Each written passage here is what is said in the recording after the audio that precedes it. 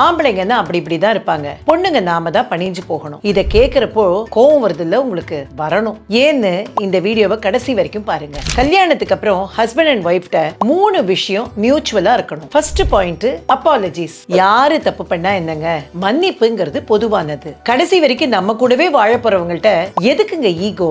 மனசு விட்டு மன்னிப்பு கேட்டு பழகிக்கலாமே. ஆக்சுவலா பொண்ணு பையன்னு மன்னிப்புக்கு ஜெண்டர் டெஃபினிஷனே கொடுக்க கூடாது. சண்டை போடுறதுனால ஒரு யூஸும் இல்லைங்க. ரெண்டாவது காம்ப்ளிமெண்ட்ஸ். சாம்பார் நல்லாவே இல்லை இன்னைக்கு அப்படின்னு கம்ப்ளைண்ட் பண்ற ஹஸ்பண்ட், பொரியல் ரொம்ப நல்லா இருக்கே அப்படின்னு காம்ப்ளிமெண்ட் பண்றதுக்கும் கத்துக்கணுங்க. 10 ஐட்டம் சொன்னேன், 8 தான் வாங்கிட்டு வந்திருக்கீங்க அப்படின்னு கம்ப்ளைண்ட் பண்ற ஒய்ஃப்ஸ், 8 ஐட்டம் நல்லபடியா வாங்கிட்டு வந்திருக்கீங்களே அப்படின்னு காம்ப்ளிமெண்ட் பண்ணவும் கத்துக்குங்களே.